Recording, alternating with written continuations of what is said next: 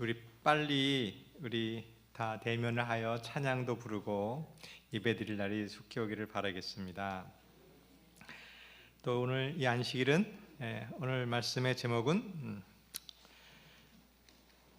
축복은 평안이 아니라 고난을 이기는 것이다 라는 제목으로 하나님 말씀을 전하겠습니다. 누가복음 8장 22절에 있는 말씀을 보겠습니다. 누가복음 8장 22절입니다. 하루는 제자들과 함께 배에 오르사 그들에게 이르시되 호수 저편으로 건너가자 하시매 이에 떠나. 예수님께서 어느 날 제자들에게 말씀하셨습니다. 배를 타고 호수 저편으로 가자. 저희가 누가복음을 강의하고 있는데 누가복음에는 이 사건을 보는 특징이 있습니다. 그것은 뭐냐면 함께라는 것입니다. 똑같은 이 사건을 마태와 마가는 어떻게 설명했는지 한번 비교를 해보도록 하겠습니다. 마태복음 8장 23절 배에 오르사 제자들이 따랐더니, 마태는 제자들이 따랐다라고 말하고 있습니다. 마가복음은 그날 저물 때 제자들에게 이르시되 우리가 저편으로 건너가자. 누가는 이 똑같은 사건을 제자들과 함께 했다는 것을 강조하고 있습니다. 축복은 예수님과 함께 하는 것입니다. 성도 여러분, 무슨 일이 있든지 예수님과 함께 하시기를 바라겠습니다. 여기에는 공통점이 있습니다. 그것은 제자들이라는 거예요. 제자들과 함께 했고 제자들이 따랐고 제자들에게 이르셨습니다.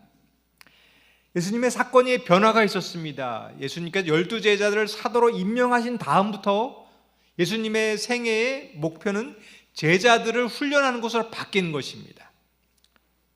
배를 타고 건너가신 이 사건은 제자들에게 하고자 하는 교훈이 있었다는 것입니다.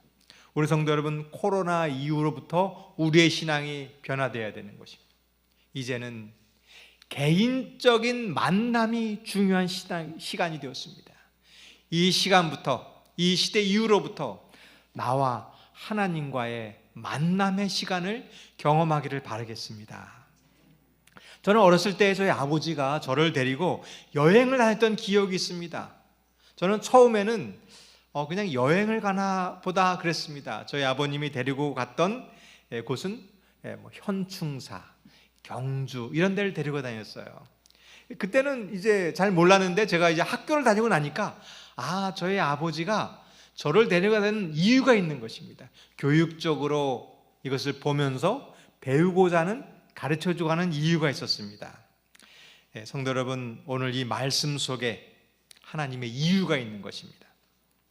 하루는 제자들과 함께 배에 오르사 그들에게 이르시되 호수 저편으로 건너가자.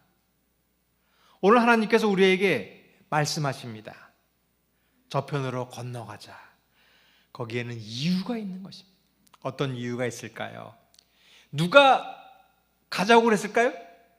예수님이 가자고 그러신 것입니다. 예수님이 하셨던 명령은 예수님께서 책임져 주신다는 뜻이 있는 것입니다. 이 사실을 기억하시길 바라겠습니다. 예수님께서 나에게 가라고 했던 그 길은 가장 좋은 길임을 꼭 믿으시기를 바라겠습니다. 저편으로 가자고 했던 이유가 있습니다. 제자들이 너무나 바빴어요. 식사할 시간도 없고 앉아있을 자리도 없을 정도로 많은 사람들이 모였고 병자들이 왔습니다. 너무나 바빠서 쉼이 필요했습니다. 그래서 제자들과 함께 유대인이 살지 않는 강 호수 건너편으로 가고자 했습니다. 오늘 우리들에게 힘이 필요합니다. 너무나 바쁘고 힘들고 고단하실 때 오늘 이 안식의 축복을 모두가 누리기를 바라겠습니다. 누가복음 8장 23절입니다. 행선할 때에 예수께서 잠이 드셨더니 마침 광풍이 호수로 내리침에 배에 물이 가득하게 되어 위태한지라. 예수님께서 얼마나 피곤하셨는지 배에 타자마자 잠이 드셨어요. 정말 피곤하셨던 것 같습니다. 그리고 배는 출발했는데 그런데 마침 광풍이 불기 시작한 것입니다. 배가 위태하게 되었습니다. 아니, 왜 이런 일이 벌어졌을까요? 예수님께서 제자들이 너무나 피곤하셔서 잠시 무리를 떠나 한적한 곳으로 가기를 원하셨는데, 쉬기를 바라셨는데 풍랑이 일어나서 위태하게 된 것입니다. 오늘 우리도 그렇습니다. 아니, 예수님을 따라가면 복 받는 줄 알았는데, 교회에 오면 사업도 잘 되고 평안이 있는 줄 알았는데, 교회에 왔더니 광풍이 불어서 배가 가라앉을 정도로 위태한 사건이 벌어지는 것입니다. 우리들의 풍랑은 건강을 잃어버리는 것 같은 것입니다. 내가 하나님을 진실되게 믿었는데 병에 걸리는 것입니다. 가정에 우환이 생기는 것입니다. 자녀에게 가정에 문제가 생기는 것입니다. 아니, 예수님을 믿었는데 왜 이런 일이 벌어질까? 사업이 실패하고 큰 사고를 당하는 것이 풍랑입니다. 여러분, 이때 한 가지 기억해야 될 것은, 이 풍랑은 예수님이 일으킨 것이 아니라는 사실입니다. 또 하나 기억할 사실이 있습니다. 하나님이 함께한다는 사실입니다. 오늘 이 사건 속에, 이 고난 속에 하나님이 함께함을 기억하기를 바라겠습니다. 제자들에게 문제가 있었어요. 무슨 문제였을까요? 제자들은 예수님이 함께한다는 사실을 잊은 것입니다. 우리는 방심할 때 중요한 것을 잊습니다. 군대에 있었을 때 일이었습니다. 유격 훈련과 사격 훈련을 했습니다. 굉장히 긴장하고 대비를 잘하면 아무리 위험한 훈련이었지만 사고가 나지 않았습니다. 그런데 쉬는 시간에 밤 따러 갔다가 사고를 하는 거예요. 쉬는 시간에 족구하고 장난치다가 다치는 것입니다. 방심할 때 사고가 납니다. 제자들이 바쁘고 분주하게 있다가 잠시 여유가 생겼어요. 이제 오랜만에 배를 타고 좀 한적한 곳으로 가서 쉬는가 보다. 예수님께서 주무시는 거예요. 그때 제자들이 옛날 이야기를 하는 거예요. 우리가 이곳에서 배를 타고 물고기를 잡았지. 이 방심이 문제입니다. 풍랑이 일기 시작했어요. 어부 출신의 제자는 이제 자신의 그 노를 젓는 기술을 드러낼 때입니다. 아직 배를 타본 경험이 없는 제자들, 배를 운전하지 못하는 제자들에게 정말 이 배를 얼마나 잘 운전하는지를 보여줄 기회였습니다. 그리고 풍랑 속의 운전은 내가 예수님보다 더 잘하는 생각이 예수님을 잊게 했습니다. 오늘 우리가 위기가 있습니다. 이것은 내가 예수님보다 더 잘한다는 생각이 우리를 위기로 만듭니다. 건축은 내가 예수님보다 더 잘하라. 운전하는 것은 내가 더 잘하라. 사업하는 것은 내가 예수님보다 더 잘할 수 있어. 이것이 문제인 것입니다. 시대의 소망은 이렇게 이해하고 있습니다. 우리의 평화를 파괴한 것은 죄다. 자아가 정복되지 않을 때 우리는 쉼을 얻을 수 없다. 내가 예수님보다 더 잘한다고 하는 그 생각, 내 고집이 죄인 것입니다. 제자들은 모든 것을 버리고 예수님을 따랐습니다. 그물과 모든 것을 버리고 따랐는데 아직도 마음에 자랑할 것이 남아 있었어요. 누가 더 높은가? 누가 더 예수님 자리에 가까이 앉는가? 이러한 생각이 예수님을 잊게 만든 것입니다. 저는 목사가 되었습니다. 돈에 대해서 또 출세에 대해서 많은 것을 버린 줄 알았는데 여전히 내 마음속에 정복되지 않는 자아가 너무 많이 있었어요. 근데 이게 버려지지 않는 것입니다. 근데 어느 날 풍랑이 와야 이 생각을 멈추고 하나님을 바라보게 되는 것입니다. 그런 의미에서 풍랑은 감사한 것이었습니다.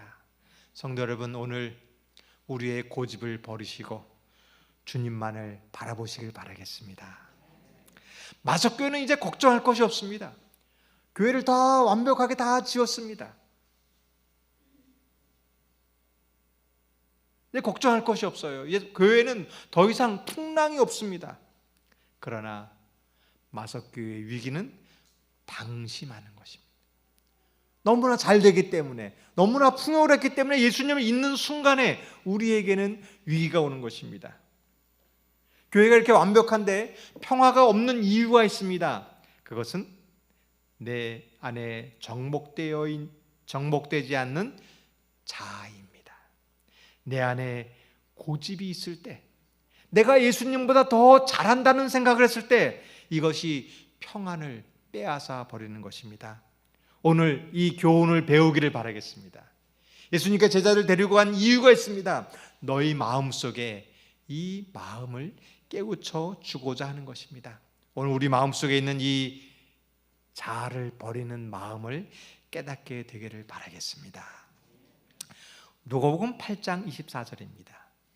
제자들이 나와서 깨워 이르되 주여 우리가 죽겠나이다 한데 예수께서 잠을 깨사 바람과 물결을 꾸짖으시니 이에 그쳐 잔잔하여 지더라.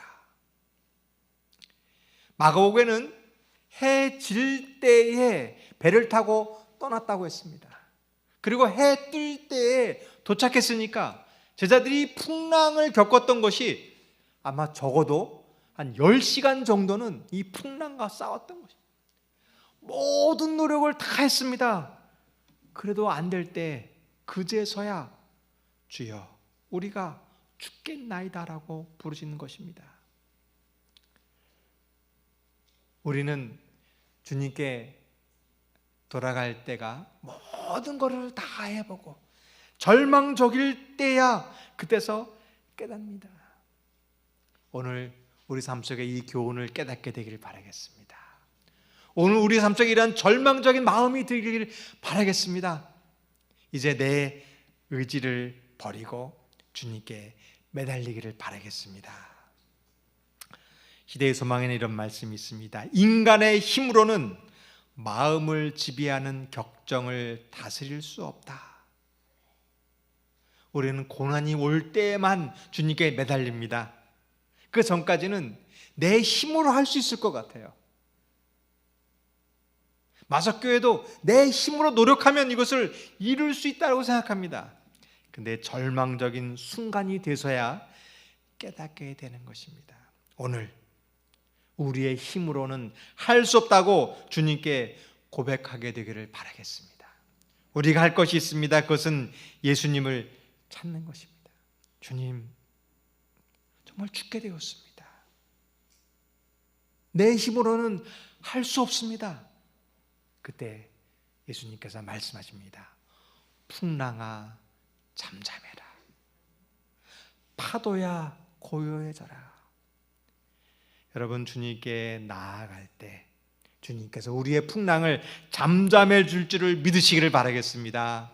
그리고 우리의 힘을 이제 버리고 주님께 오늘 매달리시기를 바라겠습니다. 이것이 축복의 길입니다. 이 경험은 굉장히 중요합니다. 주님께 매어 달리고 이 풍랑을 잠잠하게 하는 경험이 중요한데, 왜냐하면 이제 앞으로 우리가 우리 인생에 상상하지 못했던 그 풍랑을 경험하게 될 것입니다. 이 코로나 사태는 문제가 아닌 것입니다. 이 코로나보다 더 엄청난, 내 인간의 힘으로 도저히 해결할 수 없는 죽음과 절망 앞에 놓여 있을 것 같은 그러한 경험을 당하게 될 것입니다. 그때에 예수님을 찾지 않고 예수님께 매달리지 않는 사람들은 다 교회를 떠날 것입니다. 성도 여러분, 지금 위기의 순간이 닥쳤을 때 주님을 의지하는 믿음을 가지시길 바라겠습니다. 그리고 고난의 순간 나와 함께 계시는 예수님이 계심을 믿는 경험을 하시기를 바라겠습니다. 그때 우리는 고난이 왔을 때 떠나지 않을 것입니다. 이 말씀을 기억하시길 바라겠습니다. 태풍이 아무리 격렬할지라도 주여 구원하소서 하고 부르짖으면 예수께 돌아오는 자들은 구원을 얻을 것이다. 풍랑이 왔을 때에 예수님의 능력을 믿으시기를 바라겠습니다. 풍랑이 왔을 때 예수님께서 이 풍랑을 잠잠케 했음을 기억하시기를 바라겠습니다. 그리고 오늘 우리의 삶 속에 이러한 고난이 온다면 주님께 돌아오시기를 바라겠습니다. 아무리 격렬할지라도 주님께 돌아오는 자들의 음성을 주님께서 들으신다고 약속하셨습니다. 이 말씀을 믿으시고 주님께 돌아오시고 주님을 의지하시고 붙드시기를 바라겠습니다. 누가복음 8장 25절입니다. 제자들에게 이르시되 너희 믿음이 어디 있느냐 하시니 그들이 두려워하고 놀랍게 여겨 서로 말하되 그가 누구이기에 바람과 물을 명하며 순종하는가 하더라. 여러분, 이것이 축복입니다. 풍랑을 경험했습니다.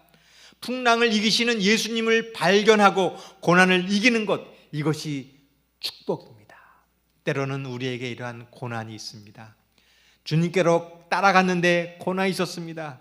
이 고난을 극복하고 예수님께 매달리고 풍랑이 잠잠게 되는 축복을 얻으시기를 바라겠습니다. 영국에 존 웨슬리라는 사람이 있었습니다. 존 웨슬리는 옥스퍼드를 졸업하였고 목사가 되었습니다. 아주 신앙에 열심히 있는 사람이었어요. 그래서 미국에 선교사로 갔습니다. 그러나 그는 많은 문제가 있었어요. 그리고 미국의 선교사는 실패하고 말았습니다.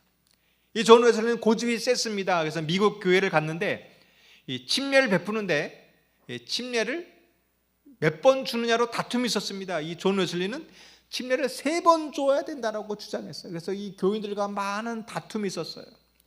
그리고 인디언들 전도하기 위해서 열심히 노력했는데 인디언들이 받아들이지 않는 것이에요. 그리고 그 소피아라는 여인과 교제를 했는데 성격 차로 말미암아 여인과 헤어졌고 이 여인은 다른 남자와 결혼하고 버리고 말았어요. 그러나 이 웨슬리에게 더 큰 문제가 있었습니다. 그는 하나님을 개인적으로 만나는 경험을 하지 못했습니다. 신학을 배웠고 선교사로 갔고 정말 많은 열심이 있었지만 개인적 만남이 없었습니다. 그 당시 미국 가는 그 배는 한 넉 달 정도가 걸렸다고 합니다. 배가 큰 풍랑을 맞이해야 했어요. 정말 기도조차 나오지 못했습니다. 이 죽음의 앞에 두려워서서 떨고 있었는데 뱃속에서 찬미 소리가 들리는 것입니다. 누군가 봤더니 모라비안이라고 하는 이 그리스도인들이 찬미를 부르고 기도하고 있는 거죠. 그런데 그 얼굴 모습이 너무나 평화로운 것이었습니다. 물어보았습니다. 당신들 무섭지 않습니까? 저희들은 두렵지 않습니다. 죽음도 무섭지 않습니다. 왜냐하면 하나님이 함께하기 때문입니다. 이 웨슬리는 너무나 충격을 받았습니다. 그리고 실패하고 영국으로 돌아와서 그 모라비아 교도들이 있는 교회를 찾아갔습니다. 거기서 회심의 경험을 하는 것입니다. 예수 그리스도를 만나는 경험을 했습니다. 예수님이 나의 개인적 구주임을 깨닫고 눈물을 흘리고 변화가 되었어요. 그리고 영국에서 경건 운동을 일으켰습니다. 그리고 영국이 변화되었어요. 수많은 사람들이 변화되었습니다. 역사 기록에 보면 술집들이 장사가 안 되어서 문을 닫았다고 합니다. 왜냐하면 한 사람의 회개의 경험이었기 때문입니다. 이것이 축복입니다. 한 사람이 실패를 했습니다. 그 풍랑 속에 좌절했습니다. 그 경험을 통하여 예수 그리스도를 만나고 변화의 생활을 사는 것, 이것이 축복입니다. 아브라함은 하나님께 순종했습니다. 그러나 고난이 오는 것이에요. 기근이 와서 먹을 것이 없는 것이었습니다. 하나님께 축복의 약속을 받았는데 100세가 됐는데 자식이 없는 것입니다. 아브라함은 그 고난의 순간 하나님을 의지했습니다. 이것이 축복입니다. 다윗은 사무엘에게 기름 부음을 받았습니다. 왕이 되기로 선택을 받았어요. 근데 10년 동안 사울 왕에게 핍박을 피해 도망자가 되는 극심한 고통을 당하였습니다. 이것이 다윗에게 축복이 되었습니다. 왜냐하면 고난의 순간 하나님을 의지하는 법을 배웠기 때문입니다. 고난의 순간 두려워하지 마시길 바라겠습니다. 하나님을 만나는 경험입니다. 마석교회에 많은 축복을 받았습니다. 왜냐하면 마석교회가 가장 큰 고난을 겪었기 때문입니다. 마석교회에 축복의 이유가 있습니다. 그것은 고난을 극복했기 때문입니다. 오늘 우리의 고난을 두려워하지 마시고 고난을 극복하기를 바라겠습니다. 예수님께 제자들과 건너편으로 간 이유가 있었습니다. 누가복음 8장 26절입니다. 밤새도록 노를 저어서 새벽에 그들이 갈릴리 맞은편 거라사인의 땅에 이르러 도착했습니다. 이 거라사라는 지역은 이 갈릴리 동편에 있는 지역을 이 갈릴리 동편의 지역은 이방인들이 사는 지역입니다. 이 지역을 데가볼리라고 부릅니다. 이 데가라는 말이 데카라는 말이 10입니다. 10. 볼리가 이 폴리스라는 말이 도시라는 뜻입니다. 이 데가볼리라는 뜻은 이쪽 지역에 10개의 도시가 있었습니다. 그 중에 한 곳이 이 부분이 거라사라는 곳이 있었습니다. 이 마태복음은 이 거라사를 가다라로 말합니다. 같은 지역이 있는데 이 지역에 따라서 거라사라고 부르기도 하고 가다라라고 부르기도 하고 게르게사라고 부르기도 합니다. 이 지역은 이방인들이 사는 지역이었고 갈릴리 이쪽 서쪽보다 굉장히 척박하고 이방인들이 사는 지역이었습니다. 도착했을 때에 8장 27절입니다.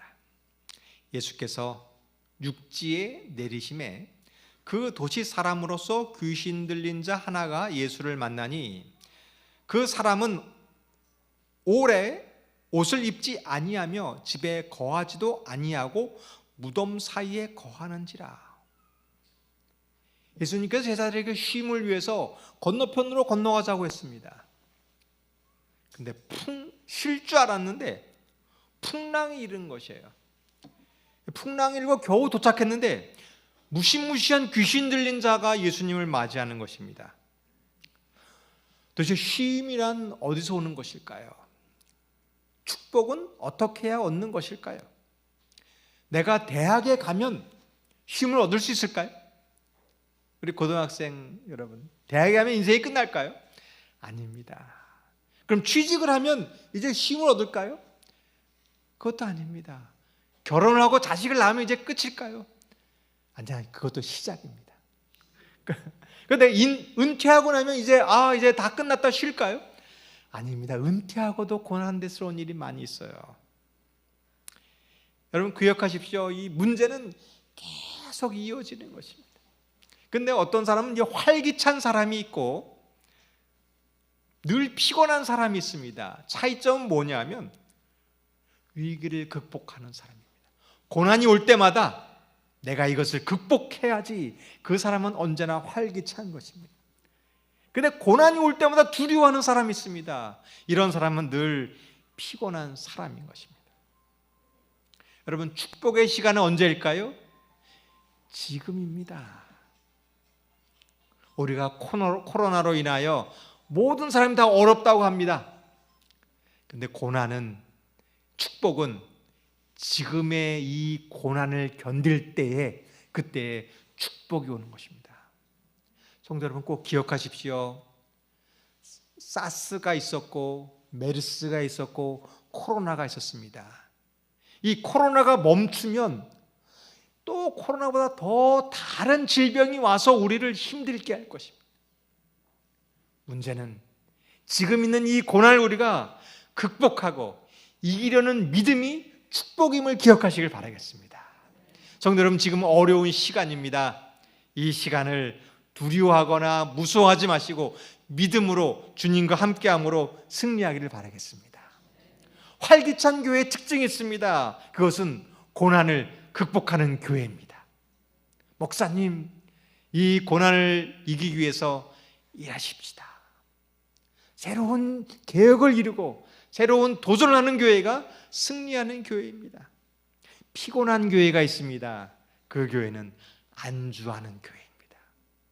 우리끼리 잘 지내고 우리끼리 편하게 지내고 이것으로 충분해.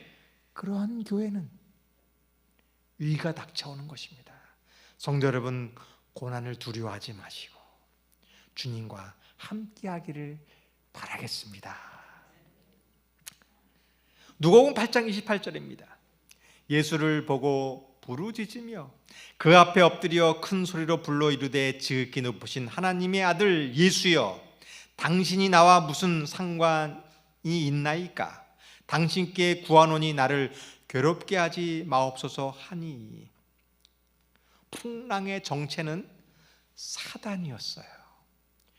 귀신 들린 사람의 정체는 바로 그 뒤에 사단이 있는 것이었습니다. 이 사단은 예수님이 하나님의 아들인 줄을 아는 것입니다. 그러나 존경하지는 않습니다. 예수여, 당신이 나와 무슨 상관이 있나이까? 이 표현은 이런 것입니다. 어떤 그 술 취한 사람이 길거리에서 그 사람의 아내를 몹시 막 때리는 것이, 폭력을 가하는 것입니다. 사람들이 말리는 것입니다. 왜 그러냐고 그랬더니 이 술 취한 사람이 이렇게 말합니다. 당신이 나와 무슨 상관이야? 내버려둬. 이러한 표현인 것입니다. 어떤 사람들은 이렇게 얘기합니다. 목사님, 내 삶을 간섭하지 마세요. 내가 이렇게 살게 내버려 두세요. 이것이 사단의 생각입니다. 우리는 이렇게 살 수 없습니다. 풍랑을 극복해야 되는 것입니다. 오늘 우리의 이 고난을 극복하시길 바라겠습니다. 29절입니다. 이는 예수께서 이미 더러운 귀신을 명하사 그 사람에게서 나오라 하셨습니다. 귀신이 가끔 그 사람을 붙잡음으로 그를 쇠사슬과 고랑에 매어 지켰으되 그 맨 것을 끊고 귀신에게 몰려 광야로 나갔더라. 예수님은 명령하십니다. 그 사람에게서 나오라. 오늘 이 말씀을 들으시길 바라겠습니다. 건너편으로 건너가자. 이 말씀을 따르시길 바라겠습니다. 그리고 그 문제에서 나오라고 얘기하십니다. 이 말씀을 듣고 우리의 고난을 극복하시기를 바라겠습니다. 우리는 사단을 물리쳐야 합니다. 그런데 문제가 하나 있어요. 이 귀신 들린 사람은 무덤 가운데 있었습니다. 옷을 안 입고 있었어요. 이 쇠사슬을 묶었는데 이것을 끊어버립니다. 여러분, 이것을 우리가 어떻게 감당할 수 있을까요? 목사님, 제 문제를, 제 삶을 해결할 수 있을까요? 우리의 힘으로는 불가능합니다. 이 순간 예수님의 능력을 바라보시기를 바라겠습니다.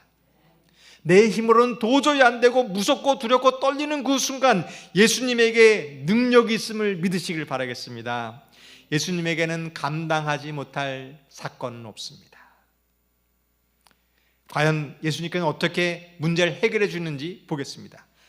누가복음 8장 30절입니다. 예수께서 내 이름이 무엇이냐 물으신즉 이르되 군대라 하니 이는 많은 귀신이 들렸음이라. 예수님께서 내 이름이 무엇이냐고 물었습니다.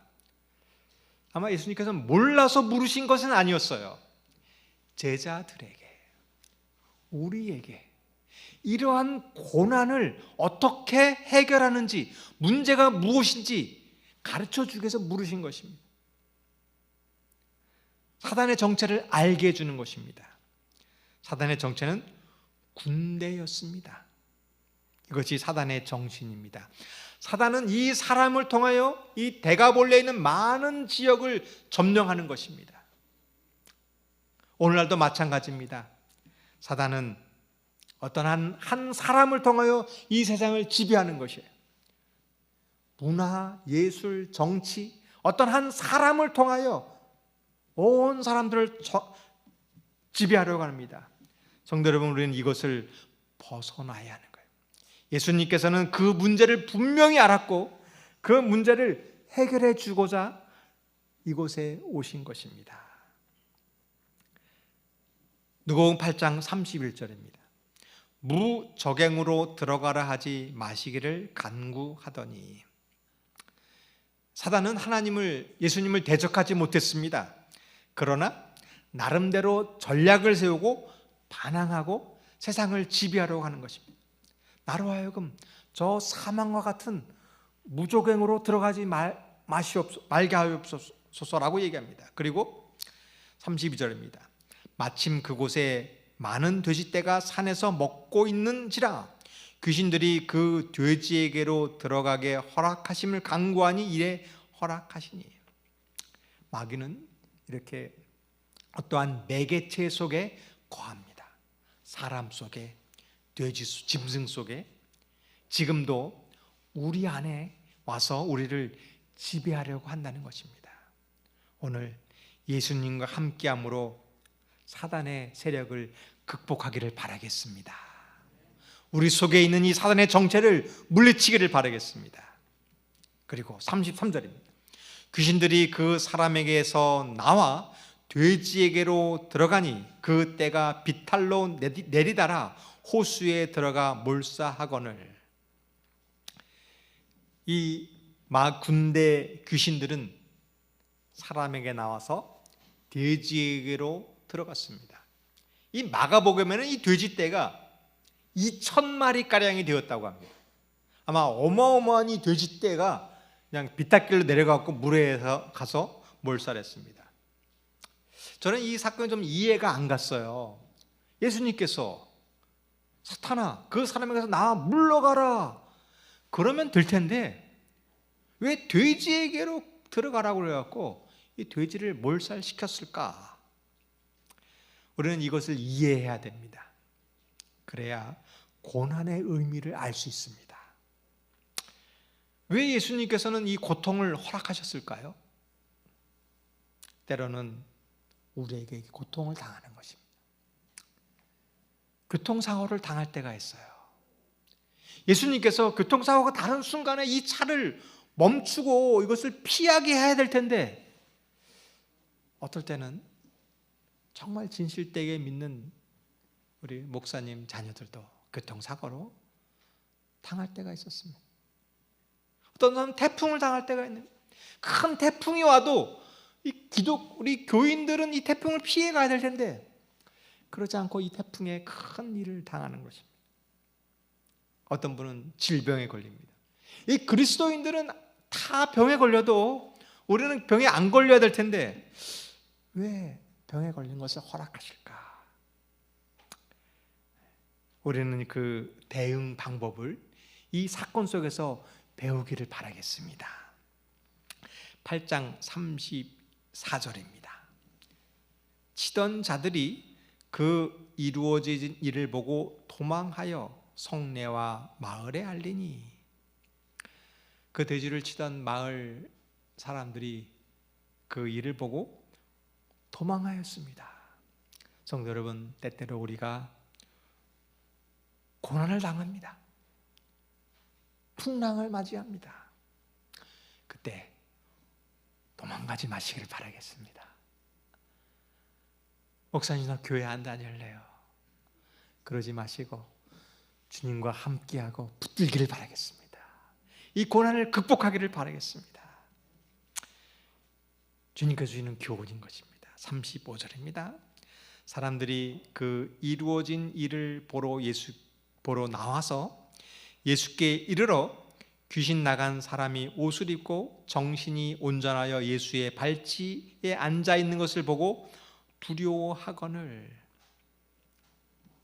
사람들이 그 무시무시했던 사람들이 옷을 입고 예수님께 앉아 있는 것을 보았습니다.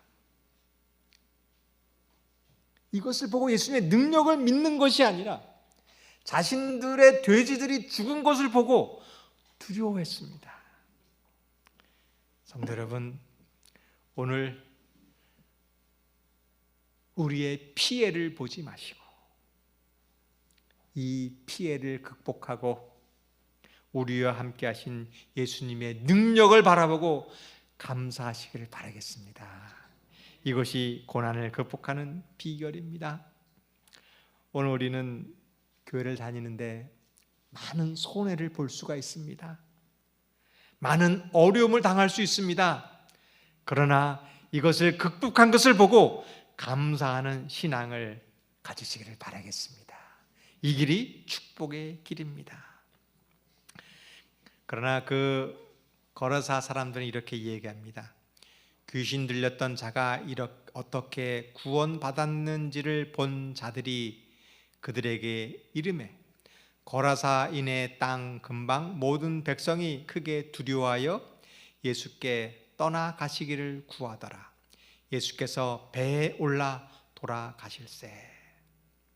참으로 안타까운 사실이었습니다. 예수님께서 이 거라사 지방에 복음과 능력을 이루기 위해서 왔는데 자기의 돼지떼가 피해를 본 손해를 본 것을 깨닫고 예수님이 떠나기를 간청했습니다. 이것이 오늘 우리가 배워야 될 교훈입니다. 아마 우리 성도님들은 예수님을 떠나라고 했을 때 아마 한 번도 떠날 분들은 안 계실 거예요. 그러나 내가 경제적 손해를 보고 내가 피해를 본다고 하면 떠날 사람들은 많이 계실 것입니다.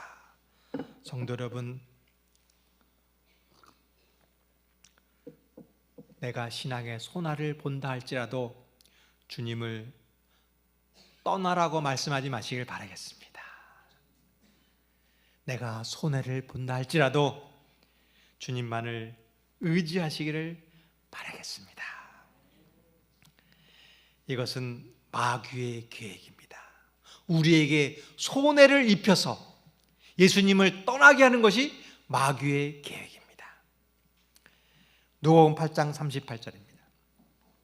귀신 나간 사람이 함께 있기를 구하였으나 예수께서 그를 보내시며 이르시되. 예수님의 계획이 있는 것이에요.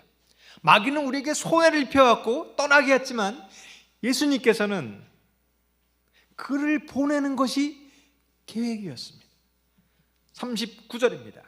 집으로 돌아가 하나님이 내게 어떻게 큰 일을 행하셨는지를 말하라 하시니 그가 예수께서 자기에게 어떻게 큰 일을 행하셨는지를 온 성내에 전파하니라.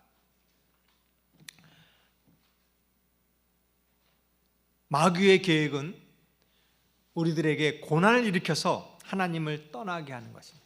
근데 하나님의 계획은 이 고난을 이기게 해서 그 사람으로 하여금 하나님이 살아계심을 전하는 것이 하나님의 계획입니다. 근데 이 사람들은 예수님을 떠나보냈어요. 마귀가 승리한 것처럼 보였습니다. 결과는 어떻게 되었을까요? 한번 보겠습니다. 마가복음 7장 31절에 있는 말씀을 보겠습니다. 예수께서 다시 두로 지방에서 나와 시돈을 지나 데가볼리 지방을 통과하여 갈릴리 호수에 이르시매. 그 예수님께서 다시 떠났을 때 다시 이 지방을 왔습니다. 예수님께서 두로와 시돈을 지나서 다시 갈릴리 데가볼리 지역으로 와서 이 갈릴리 지역에 다시 오셨습니다. 이 일은 아마 AD 29년 늦가을쯤에 일어났을 것이다. 9개월 또는 10개월쯤 후에 예수가 데가볼리에 돌아왔을 때 예수님께서 이제 귀신 들린 사람을 쫓아내시고 가셨다가 한 10개월쯤 뒤에 다시 이 데가볼리로 돌아오셨어요. 그때 이 사람들이 어떻게 변화되었을까요? 보겠습니다. 마가복음 7장 32절입니다. 사람들이 귀먹고 말 더듬는 자를 데리고 예수께 나와 안수하여 주시기를 간구하거늘. 아니 그 전에는 이 귀신들이 돌아왔을 때 무섭습니다, 두려웠습니다, 우리를 떠나 주시옵소서라고 말했는데 10개월 뒤에 예수님께 다시 오셨을 때 사람들이 병자들을 데리고 오는 거예요. 예수님, 이 사람을 고쳐 주시옵소서. 사람들이 변했습니다. 왜 변했을까요? 37절입니다. 사람들이 심히 놀라 이르되 그가 모든 것을 잘하였도다. 못 듣는 사람도 듣게 하고 말 못하는 사람도 말하게 한다 아니라. 그 전에는 귀신 들렸던 사람들이 고치는 걸 보고 두려워했는데 이제는 정말 예수님 잘하셨습니다. 정말 병자를 고치시고 두려움이 없어졌습니다. 이유는 무엇일까요?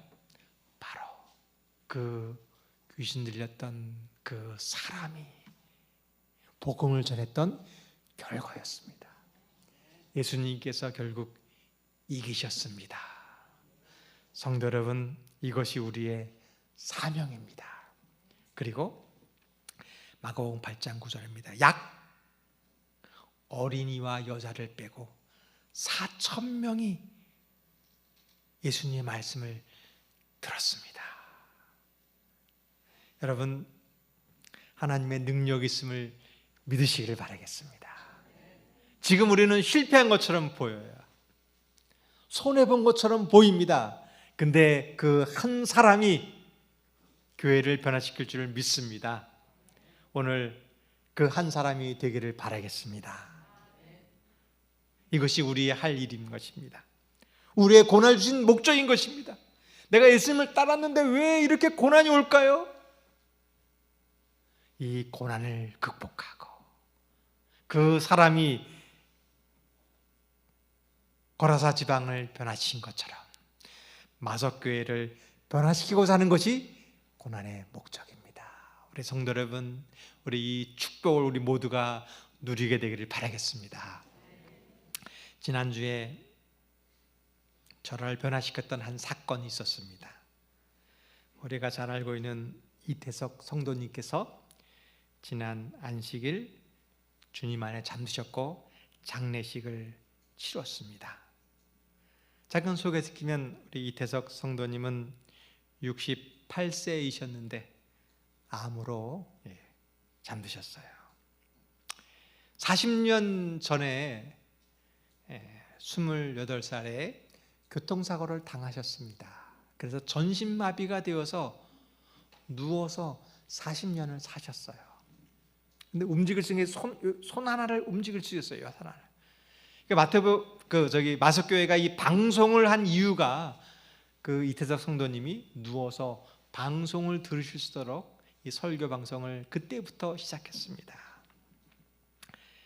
40년을 살면서 얼마나 괴로웠을까요? 근데 돌아가시는 날 마지막 유언은 아내에게 사랑한다는 말을 했습니다. 그리고 잠드셨어요. 40년간 남편을 수발했던 아내는 어땠을까요? 그러나 그 모습 속에 감동을 주었습니다. 너무나 남편을 사랑했고 남편을 돌보는 것을 힘들어하지 않았습니다. 그 가정에는 너무나 심각한 고민이 있었어요. 그 형제도 사고도 돌아가는 일이 있었고 그 사랑하는 아들이 하나 있었는데 그 아들이 7살 때 교통사고를 당해서 장애를 겪게 되었습니다. 정말 이렇게 끔찍한 사건이 있었는데 그 삶을 통해서 어떻게 그렇게 살 수 있었을까? 저는 깨달았어요. 저는 기도 제목이 하나님 너무 힘들어요. 하나님 너무나 피곤해요. 하나님 너무나 몸이 아파요. 이거 해결해 주세요. 이게 제 기도 제목이었는데 제 기도 제목이 바뀌었습니다. 하나님, 제가 걸어 다닐 수만 있는 것도 감사합니다. 하나님, 제가 이렇게 설교할 수 있는 것만 해도 너무나 큰 축복입니다. 하나님, 제가 이것을 가지고 복음을 증거하는 사람이 되게 해주십시오라고 제가 변화가 되었습니다. 성도 여러분, 이제 달라지시기를 바라겠습니다. 하나님께서는 우리의 고난을 통하여 영광 받으실 것입니다. 그리고 하나님께서는 마지막으로 이렇게 얘기합니다. 집으로 돌아가. 하나님이 내게 어떻게 큰 일을 행하셨는지를 말하라 하시니, 그가 가서 예수께서 자기에게 어떻게 큰 일을 행하셨는지를 온 성내에 전파하니라. 이것이 축복입니다. 오늘 얘기합니다. 너의 고통, 내가 함께하면 극복할 수 있다라고 말합니다. 그리고 어떻게 해왔는지를 가서 말해라고 합니다. 저는 알고 있습니다. 우리 성도님들이 얼마나 큰 고통을 당하는지 제가 알고 있습니다. 제가 기도합니다. 하나님, 우리 성도님들의 고난을 기적처럼 극복하게 하여 주시옵소서.